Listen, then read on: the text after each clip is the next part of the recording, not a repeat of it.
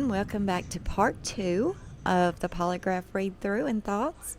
And we're picking right up where we left off. We're going to be on page 584 of the discovery. So moving right into it. He spent Friday, August the 10th, 2018, Saturday, August the 11th, 2018, and Sunday, August the 12th, 2018 with his girls. On Sunday, August the 12th, he took his girls to a birthday party for Jeremy Lindstrom's son, who turned 4 years old. There was a mini pool at the birthday party, and his girls had an epic time. They drove back home after the party, and he gave his girls a shower and put them to bed. He waited to hear from Shanann, who was going to fly back to Colorado that evening. Shanann's airplane got delayed because they couldn't find a flight crew. Shanann was supposed to arrive in Denver at 11 p.m., but she didn't end up getting in until approximately 2 a.m. And with regard to the events that occurred after Shanann arrived home in Arizona, Shanann returned home around 2 a.m. and got into bed. His doorbell alert showed Shanann walked inside at 1:48 a.m. His alarm went off at 4 a.m. so he could get up and go to work. He got up, brushed his teeth, put on deodorant. He did not take a shower because he works in the oil field and showers when he gets home from work. Shanann told him before she got home that she wanted him to wake her up when he got up so she could shower and get the airport off of her. And see, that's one part I'm kind of don't believe in a way, because if she just got home at 2 and she had already told Nicole that she was dreading having to get up in 3 hours at 5:30 because Cece was still on North Carolina time. So I kind of don't believe Chris there at all when he says she wanted him to wake her up at 4 a.m. just so she could shower. I just don't believe really anything that he said happened after she got home that night. I just don't. He woke Shanann up after he got ready, and they talked about selling the house and separating. He and Shanann's conversation was emotional. He and Shanann were both crying. After he and Shanann talked, Shanann said she was going to take the kids to a friend's house and she would return later that same day. He told Shanann that was fine and went downstairs to pack his lunch, fill up his water jug, and collect his computer. He loaded his truck and went to work. After he got to work, he texted Shanann at 7:40 a.m. because he hadn't heard from her and he didn't know where she was going. He texted Shanann and asked her to tell him where she took the kids. Shanann did not reply to his text. It is normal for Shanann to not respond to his text because her priority is to respond to her direct salespeople. He continued working, and at noon, he realized he never heard from Shanann. He called and texted Shanann and said, "Hey, call me." At 12:10 p.m., he received a doorbell alarm on his cell phone stating someone was at the front door. Atkinson was at his front door, so he called her. He asked her what was going on, and Atkinson said she hadn't heard from Shanann the entire day. And he thought, all right, this is kind of strange. Atkinson told him Shanann's car was there and she could see Shanann's shoes by the front door. He left work and headed home. Atkinson told him there would be a police officer there when he got home. Atkinson wasn't able to get inside because there was a top latch on the inside of the front door. They used the top latch on the front door to make sure the kids cannot get outside without them knowing. The keypad on the outside of the garage door did not work. The police and Atkinson had to wait until he arrived so he could use the garage door opener. When he arrived home, they went inside the house. Car's there, car seats are there, purse is still there, the phone's on the couch, like her wedding ring sitting on the nightstand. There's like no sign of Bella, Celeste, or her anywhere, unquote. Bella and Cece's beds were not made. The sheets were off of his and Shanann's bed. It is common for Shanann to wash the bed sheets when she slept in the bed after coming directly home from the airport. He believes Shanann woke up and decided to strip the beds and wash the sheets. Cole totally debunked all of that herself. She said that Shanann always made the girls' beds and Chris is always the one that done the laundry. So she completely debunked everything he said right there for the most part. He washed everything, all the sheets Shanann had stripped and left on the floor in the bedroom, put different sheets from the closet onto the bed. Chris described this had occurred after the police searched his home on Monday. The sheets Shanann had taken off the bed should be clean in a pile in the bedroom where he left them.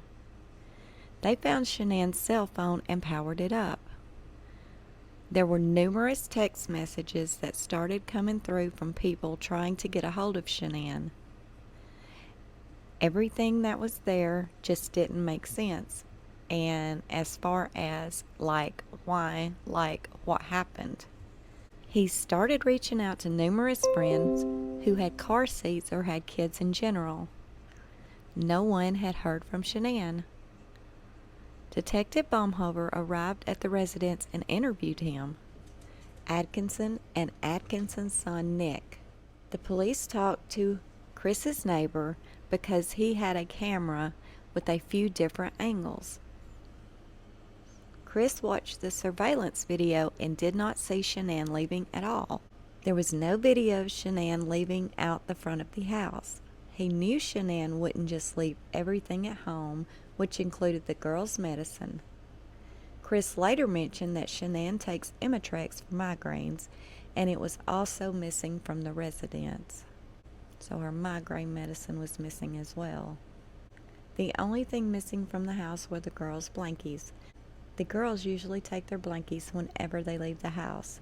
Cece had a New York Yankees blanket, a little dinosaur, a turtle, and an animated dog. Bella had 2 blankies, but one was left at the house. Bella had a dinosaur and a swan blanket that was missing. Bella's animated cat was left at the house. The police went around the neighborhood to ask if anyone else had surveillance videos or if they saw something. We had nothing at all. We hoped Shanann and the girls were just at a friend's house decomposing and they were safe. That evening, Monday, August the 13th, he called hospitals and hotels. He kept every light in the house on, just in case they came home. He laid in bed, but he did not sleep. He had friends who came over to show their support. Everyone told him that they hoped Shanann was okay. He hoped he would get a knock on the door, a call, or a text. He hoped Shanann would buy a burner phone so she could at least call him and tell him she's okay. Well, he mentions a burner phone, so obviously, he's already thought about a burner phone at some point.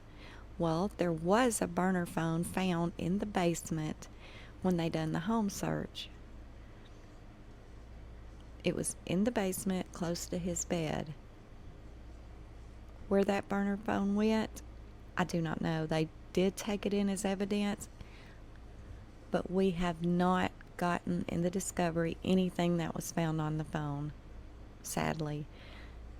All of that information is in the discovery documents that is held by Weld County and DA Rourke, and they refuse, for whatever reasons, to hand them over to the public. I do not know why. It makes no sense. I would love to see what they found on the burner phone. He misses the kids sitting at the dinner table and having to tell them to eat. He went to the kids' room to make their bed and he realized he didn't need to turn on their rain machine, wouldn't be able to read them a book, wasn't going to kiss them goodnight, wasn't giving them their nighttime snack, wasn't giving them their medicine, wasn't getting them dressed for bed, and didn't need to turn on the monitor to watch them. He didn't want to stay in the house Monday night, but he knew he needed to be there in case they came home. Shanann and the girls did not come home Monday night. On Tuesday, August the 14th, the police called him and told him they were going to issue a missing persons report. The news crews came over and the police used drones and canine units. Quote, "It all set in like, this is not, she's not, they think something happened. Because all this right here, this means that, okay, my worst fear, that's where this is going," unquote. He hopes wherever Shanann and the girls are, they are safe. I really hope they can just come home. Being at home and not being able to tuck the girls in, it's heart-wrenching. It's earth-shattering right now because those are my kids. Those are like you make those kids, you know? Unquote. His kids were gone for 5 weeks and he got to FaceTime them every night. They were just here, and not knowing where they are now, it's a nightmare right now, unquote. With regard to if he still believes Shanann was at a friend's house, quote, "At this point, I don't, because all this, like everything that's happened now," unquote. It made him feel like Shanann vanished and hopefully had the kids at a hotel. He just wants Shanann to be safe. With the FBI and CBI involved in the investigation, it made him feel like maybe someone has Shanann who is not keeping her safe, quote, "or something terrible has happened, and that's the nightmare," unquote. He thought that someone could have hurt his wife and girls. "It's running through my mind that someone has hurt them and that they are not safe, and I really want them to be safe. I want them to come home," unquote. With regard to Shanann's trip to Arizona, Shanann was attending a Thrive Local conference. Shanann made between $65,000 to $70,000 a year with Thrive. Shanann had approximately 200 people who were signed up under her. With regard to when he first realized he wanted to separate from Shanann, he decided he wanted to separate from Shanann during the 5 weeks Shanann and the girls were in North Carolina. Shanann left for North Carolina on June the 26th, 2018. While she was gone, he and Shanann could feel the disconnect through their calls and text. He and Shanann stopped going out on dates after they started having children. Well, now, I don't know about that. There's many pictures of them going on many trips and vacations that she won for them with Thrive, and there was no kids with them. And to me, those are pretty good dates. And it looked like they happened pretty frequently. So, I mean, it just sounds like he's being selfish there. It's like he just wanted them to just constantly be going out and not having to worry about kids. It's like he was almost in still like a teenage mindset, that he just wanted to go and have fun and just go on dates. And, well, you know, it's just as fun to have your children too and go on those dates and have fun with them. I'm not going to blame the kids for disconnecting or anything, but like, yeah, we focus like on the kids like all the time. Well, you're supposed to. I mean, you're supposed to.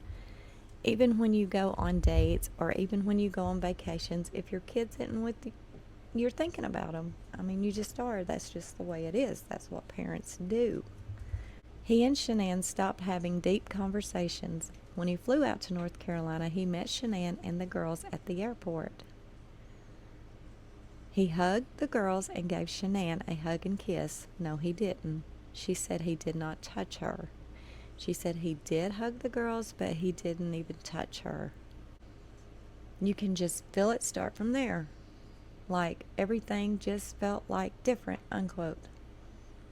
Every night he was in North Carolina, he and Shanann talked, and it was mostly through text, that's crazy. He should have got up, went in there with his wife, sat down beside her, and they had a deep face-to-face conversation, one-on-one, or went out to dinner and left the kids with her parents. I know they would have been more than happy to watch them while they went out on a date, but no, they decided to not do that. The text and sitting in different rooms texting each other, that's no way to fix anything. Shanann's family was there and they really couldn't get their feelings across except through text. See, that's not a good enough excuse. That's ridiculous. Shanann's parents, I know, would have been more than happy to watch the kids if they wanted to go out on a date, go to a movie, go out to eat. I know they would, because they already sensed something wasn't right. They may have even encouraged them to do just that.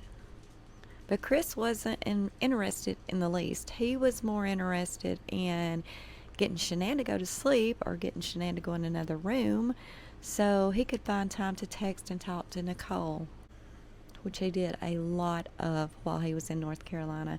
He actually conversed and communicated with Nicole much more than he did his own family when he was right in front of them.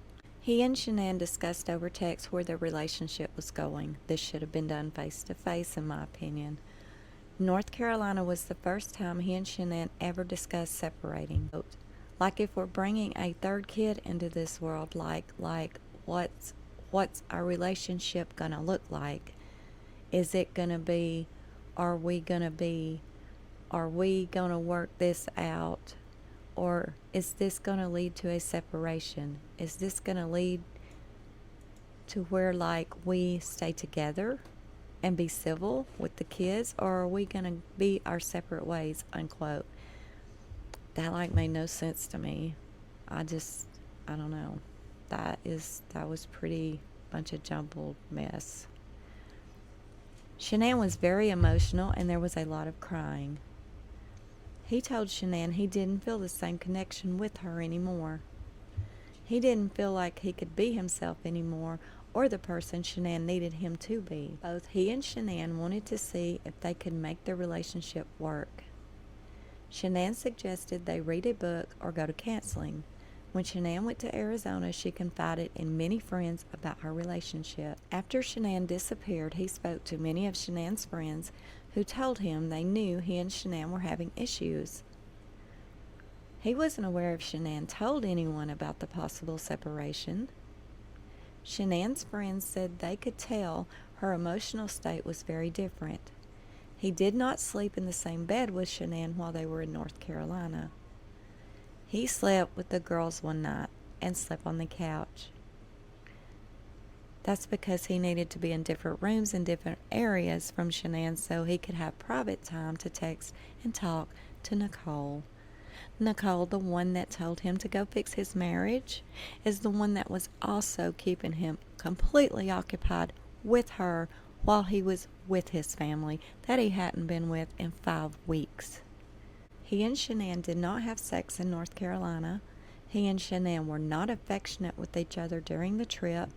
Shanann accused him of cheating, and he told her, quote, "You know that would never happen, like you know the kind of guy I am," unquote. He was at his friend Jeremy's house, and Jeremy told him that he was the type of guy who could go away with his wife for a week and he knew nothing would happen.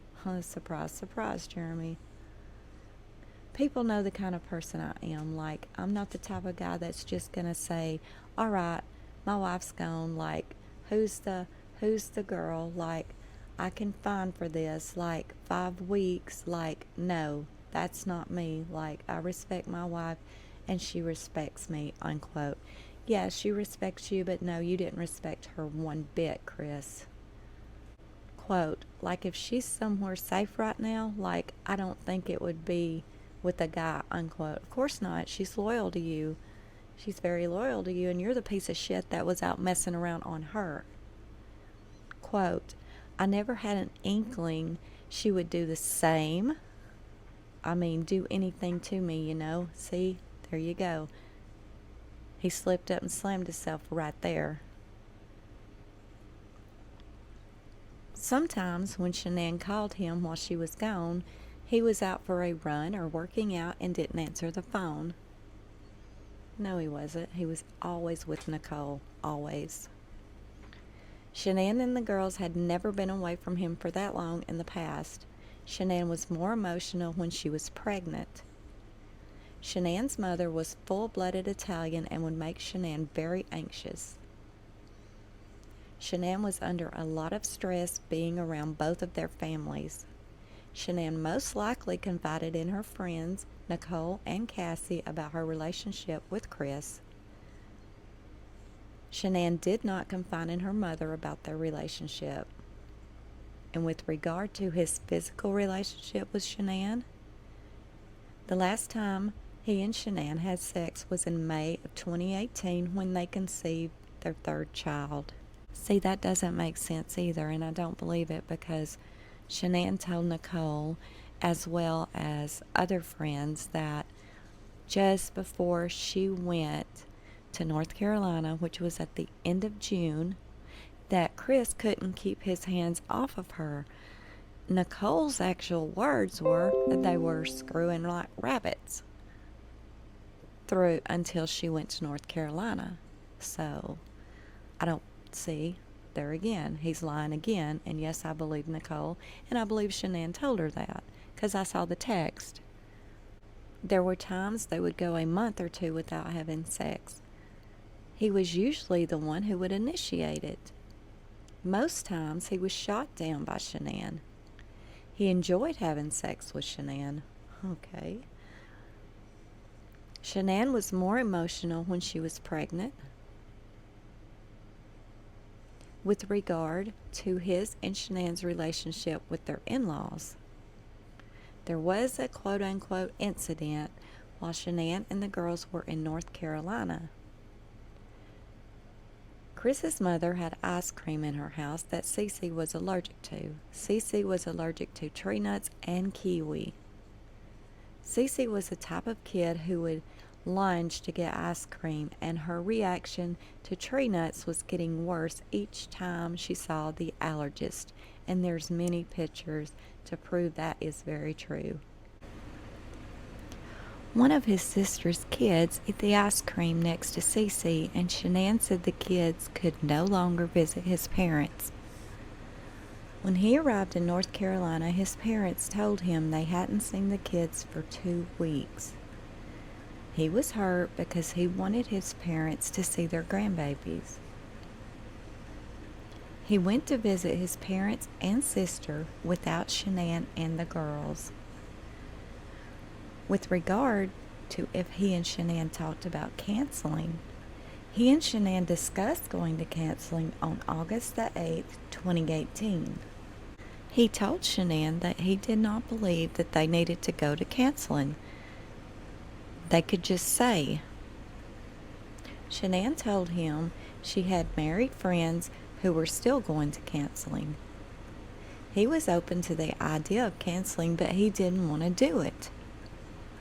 He already felt disconnected from Shanann and didn't feel like canceling was going to help. With regard to his schedule on August the 8th through the 12th of 2018, he worked on Wednesday and Thursday, August the 8th and 9th.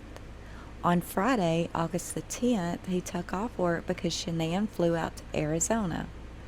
Nicole picked Shanann up to go to the airport early in the morning.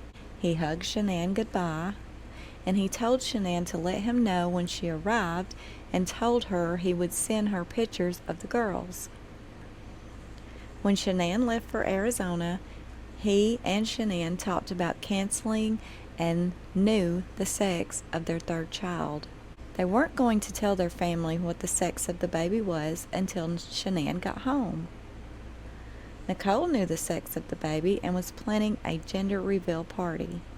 He waited for the girls to wake up, and then they hung around the house. He took the girls to the grocery store and to fix his eyeglasses, which had some cracks in the frame. They went to Target and also picked up their checklist groceries from King Scoopers. His children attend Primrose School in Erie 5 days a week, but the school was closed on Friday for a teacher's workday. He and the girls got home around 4:30 p.m. Friday evening, he made the girls dinner and got them ready for bed. He does not call or FaceTime Shanann with the girls while she is gone because the girls will get very upset. Bella asked repeatedly about Shanann while she was in Arizona. Bella and Cece would have a cry fest if they talked to Shanann while she was gone. Well, that still doesn't change the fact that he could have still FaceTimed Shanann and did a flip on the camera, and the girls wouldn't have known, that he was talking to her, and she could have still saw him. Or even, he could have dealt with a little cry fest and took him out for ice cream or something. I don't know. That's just kind of sad that she didn't get to see him after she got back from Arizona. It's really sad. Bella and Cece went to bed between 7:30 and 8 p.m. After the girls went to bed, he went downstairs and worked out. He watched Sports Center. He did not have anyone come over Friday.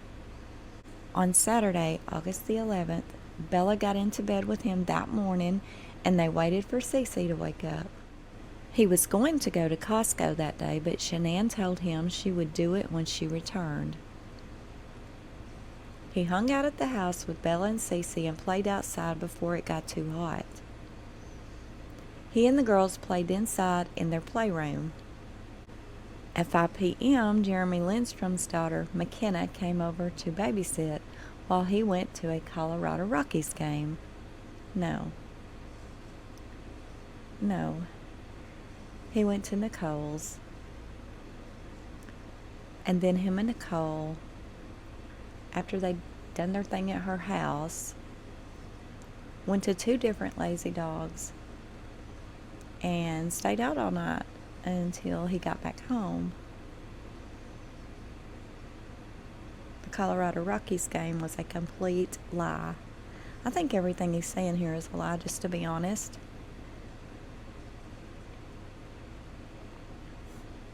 The game started at 6:10 p.m. So see, he had already done his homework. He knew when the game started. He knew everything that happened during the game. In the event he was ever at, he done his homework. So see, this all sounds very rehearsed. Sounds just as rehearsed as somebody else's interview we heard did.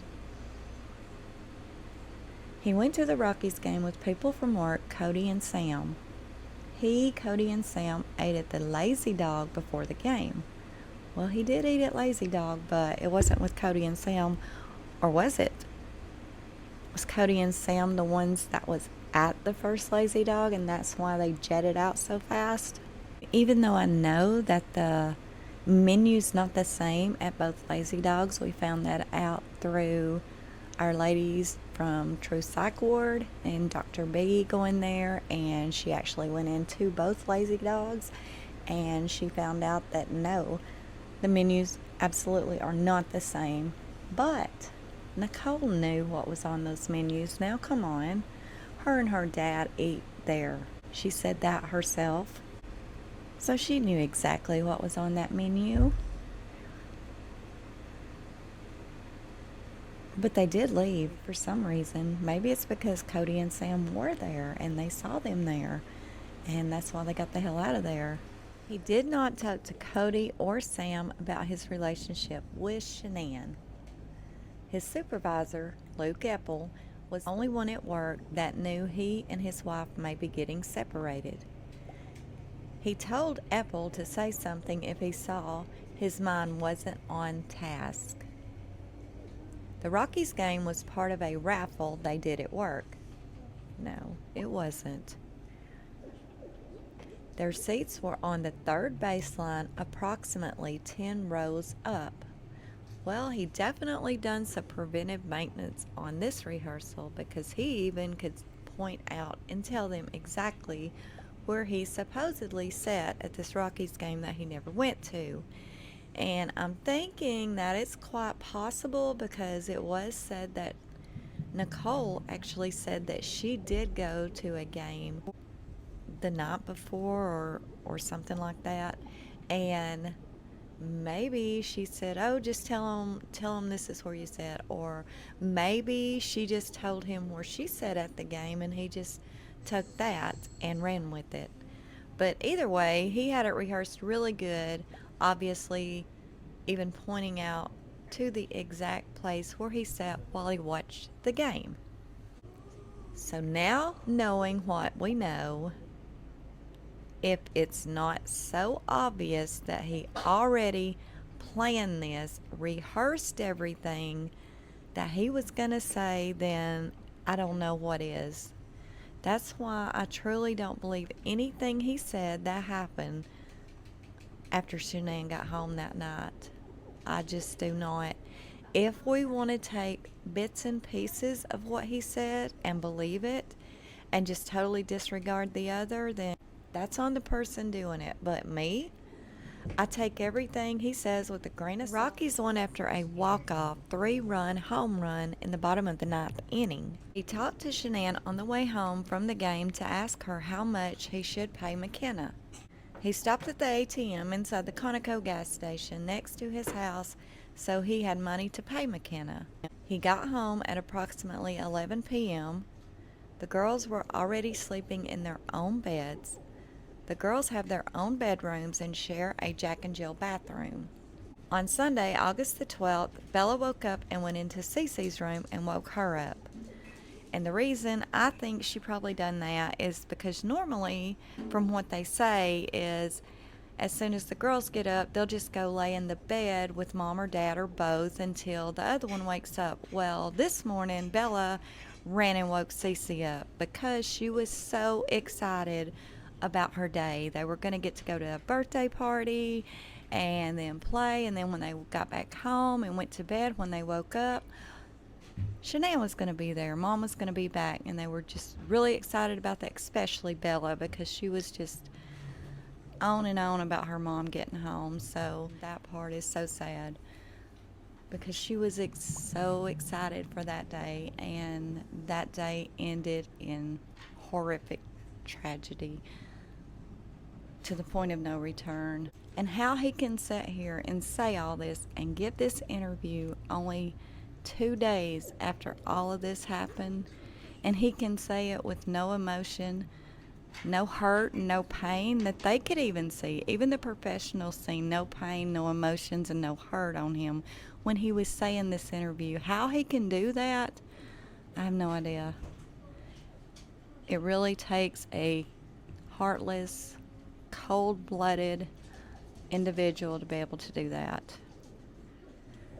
He and the girls went downstairs and watched Bubble Guppies. He put the girls down early for a nap because Jeremy Lindstrom's son was having his 4th birthday party. He woke the girls up from their nap around 12:30 p.m. and went to Jeremy's house. Chris recalled him and the girls went to Target earlier in the day to purchase a birthday present. Chris said they came home from Target and he fed them leftover cold pizza. They stayed at Jeremy's house from 1:15 p.m. until 4:30 or 5 p.m. He didn't know the party was going to have water balloons and a pool, so he hadn't packed swimsuits or water shoes for the girls. Cece and Bella had a lot of fun playing in the water.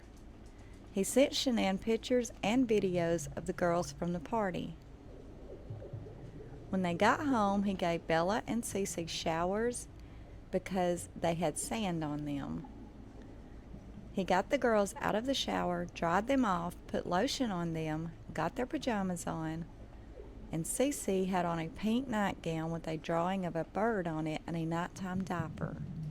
Bella had on a multicolored nightgown that said Believe, or it had a unicorn on it. The girls get hot at night, so they don't take off their pajamas, but Chris explains sometimes the girls will remove their pajama pants if they get hot at night. They went downstairs and the girls wanted more cold pizza for dinner, which is understandable. My grandkids love cold pizza. You love cold pizza, Damien?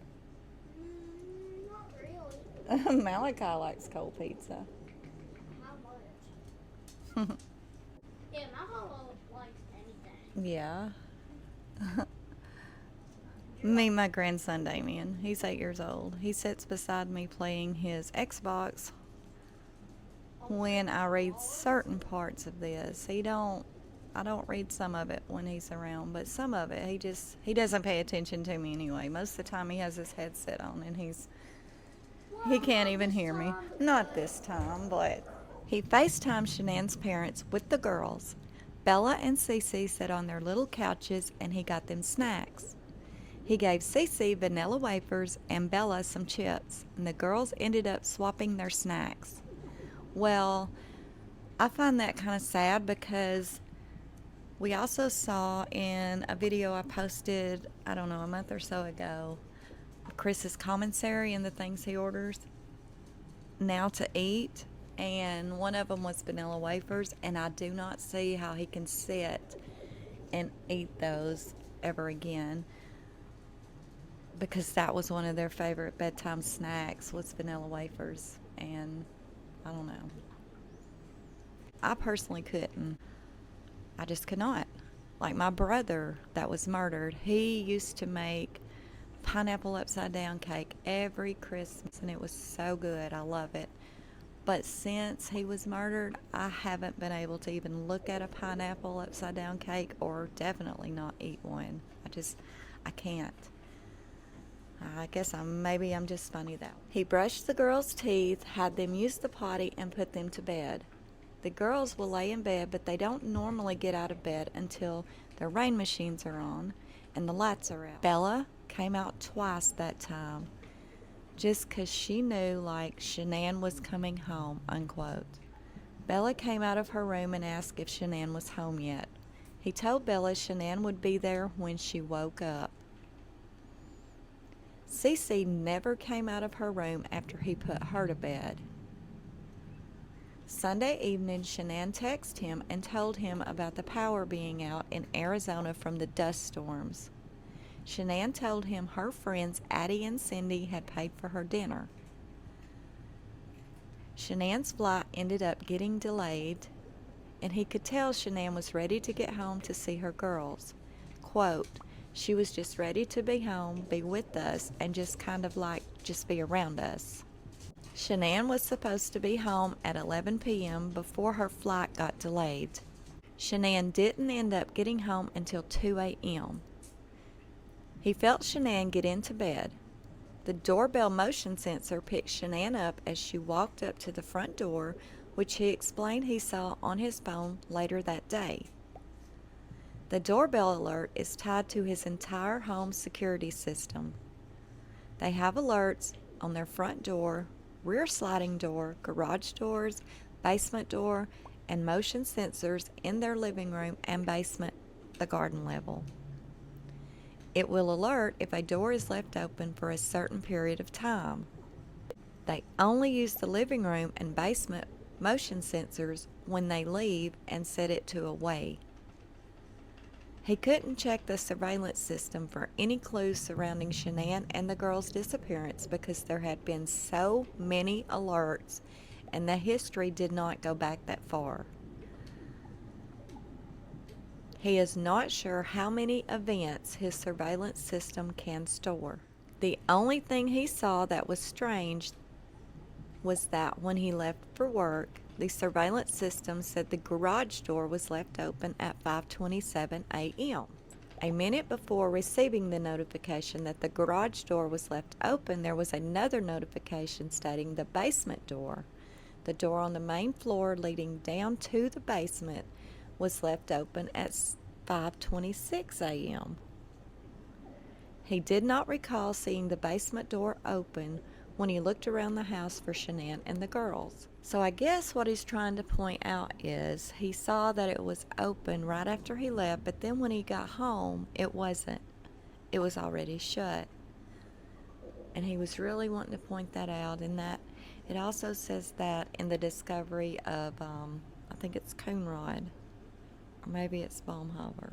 One of their reports, they said that he mentioned that to them like 3 different times, and they found it odd that he kept throwing that out there to them.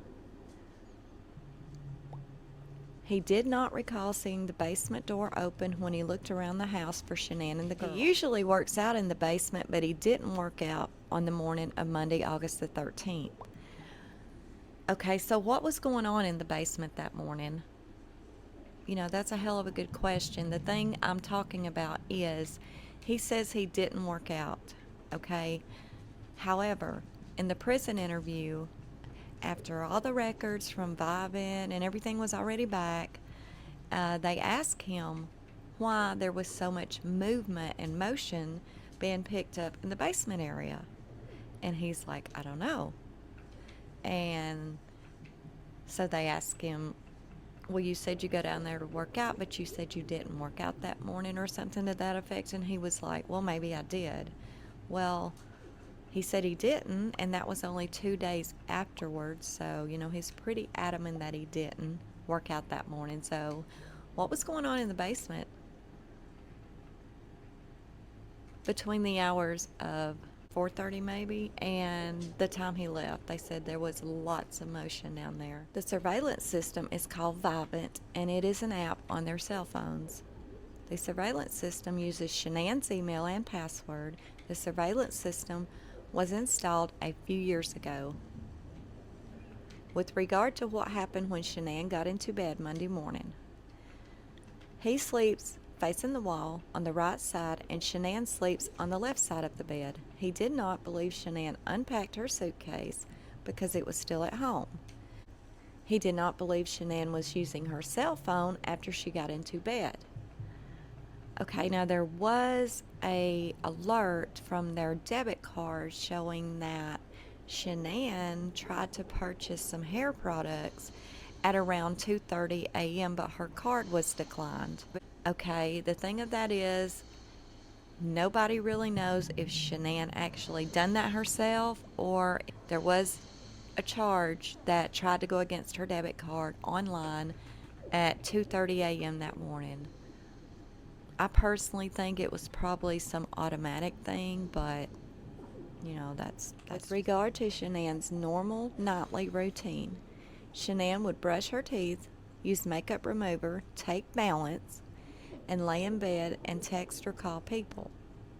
Shanann would charge her cell phone next to the bed, and she had an Apple Watch and would take it off and charge it each night. She sleeps in a t-shirt and underwear. That morning, Shanann was wearing a t-shirt and underwear. Shanann always wore her wedding ring to bed. Shanann would only take off her wedding ring to color her hair. Shanann never stopped wearing her wedding ring even though they discussed separating. Shanann wore her wedding ring to Arizona. It was very unusual that her wedding ring was left on the nightstand. Shanann colored her hair the week before in North Carolina, so she did not color it at home. He got up at 4 a.m. and got ready for work. He went downstairs and made a protein shake, packed his lunch, filled up his water jug, collected his book bag, got his computer, and put more tools in his truck.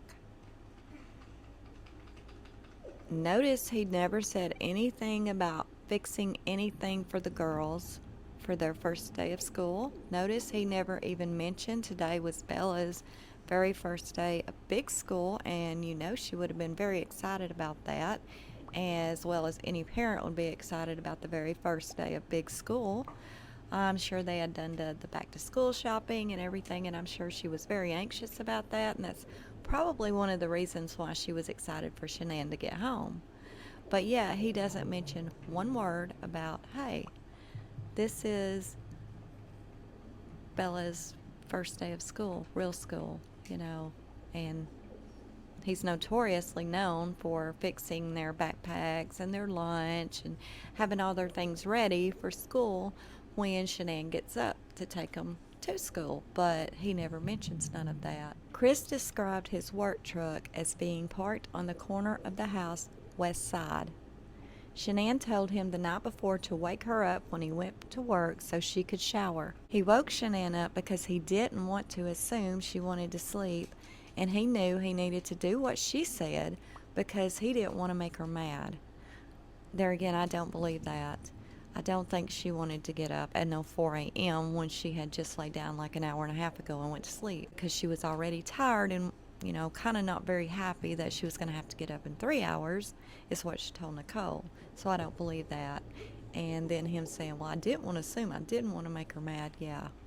No, I don't buy that. He slipped back into bed and rubbed Shanann's shoulder and head to wake her up slowly. Yeah, okay. He was on top of the covers and fully dressed in his work clothes. He asked Shanann if she wanted to wake up and take a shower. Shanann said yes, and he asked her if they could talk for a little bit. Shanann agreed, so he told Shanann they needed to sell the house and downsize. Their mortgage was $2,700 per month. They lived in their home since May of 2013. Shanann had already contacted the realtor the week before.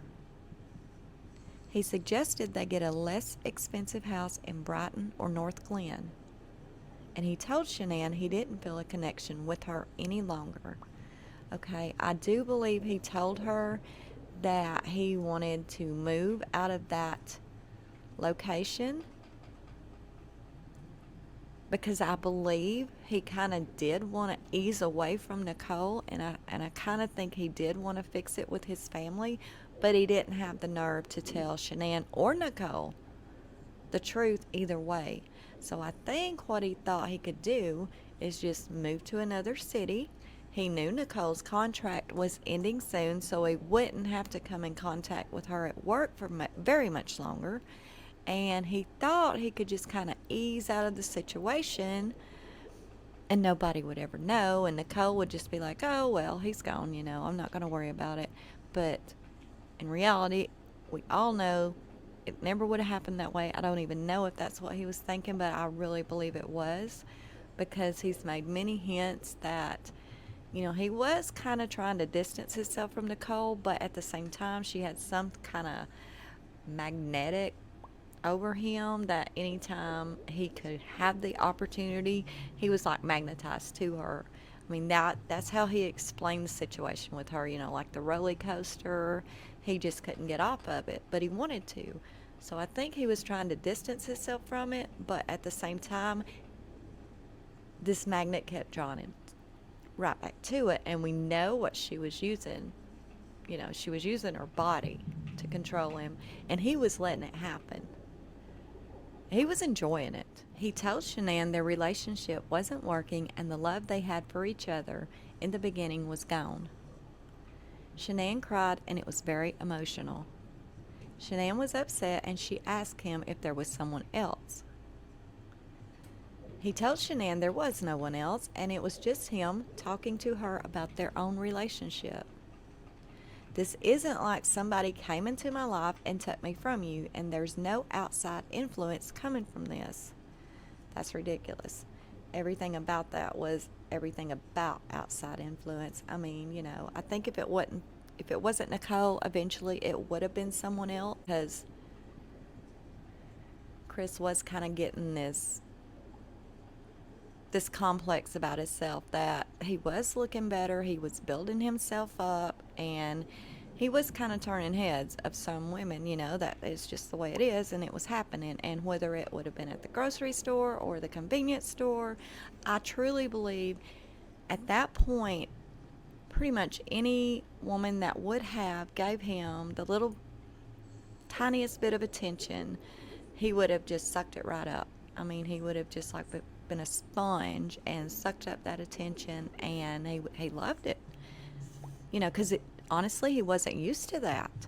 Shanann's first time seeing him, I mean, she straight up looked at him and said, oh, I think I'm just going to keep talking to the bartender, because she was not attracted to him at all, and she told him that. And it was because, one, he was totally underdressed, and two, he just was not her type. Well, Shanann took him and turned him into what he was, which, everybody has their own opinions about his looks. A lot of women are attracted to the muscular, fit, tan guy, and that's that's what he was turning into. From this little chubby, awkward looking dude, he was turning into this like fit looking guy, you know, and many women is attracted to that. And so I do feel like it would have eventually happened, even if it wasn't Nicole, because he was so open to craving attention, because I think he never got it. I mean, he never even really dated anyone. One other girl besides Shanann, and Shanann was the only lady he had ever slept with besides Nicole. So he was craving, trying to go back to, in his mindset, he was like in a middle age kind of thing. Go back to these teenage years of being the cool kid and having the dates and the girlfriends that he never actually got to have then and never even wanted. Shanann believed him that he didn't have anyone else in his life. It's just like with our kids, okay? It's no matter how old they get, when we look at them, we still see our kids. You know, we still see that child. And even our husbands, no matter how long we've been married to them, and we can look back on pictures even 20 years ago and we're like, we don't think we've changed that much. But yet our grandkids or something can look at it and be like, oh my God, yes you have. Doesn't even look like the same people, right? Well, I think Shanann's was that way in a sense with Chris. She still, in her mindset, saw the awkward chubby guy that she married, that she had her children with. Although she could see the change and the transition in him, she didn't really soak it up like a stranger would look at him and see a totally different person, right?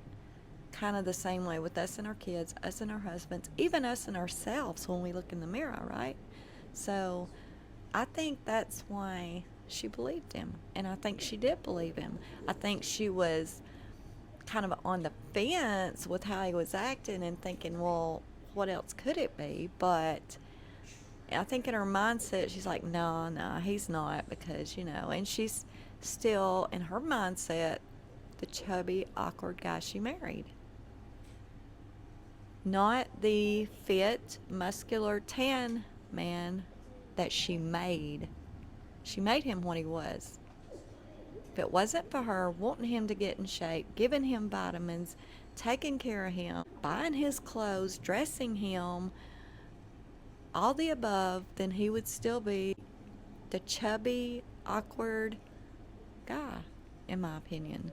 Shanann wouldn't have an affair on him, and she knows he would never cheat on her. The only time Shanann was suspicious of him was early in their relationship when they first started dating and he was still getting messages from other women. Shanann had full access to his cell phone and often used it to make posts on Facebook about Thrive. He never logged into Shanann's Facebook and only did recently because the police and news crews wanted to see pictures. He and Shanann talked from about 4:15 until 5 a.m. He hoped he and Shanann could sell their house and each leave with some money. He hoped Shanann would stay in Colorado because Shanann told him in the past that if they separated, she couldn't afford to live in Colorado on her own. He hoped they could split the money from their home and still live close to each other. I think Chris would have probably ended up back in North Carolina, just to be honest, if they had just got a divorce. And yeah, I think he would have went, and probably Shanann as well. During their talk, he and Shanann never got physical with each other. He and Shanann have never raised a hand to each other or struck each other for any reason. He and Shanann rarely even yell at each other. I believe that. I don't believe there was any sort of physical violence or anything like that in the house. When he and Shanann talked, it was pretty civil. After he talked to Shanann, he backed his work truck up into the garage door so he could load his large clear containers, O-rings, earbuds, and some combination wrenches from his personal toolbox.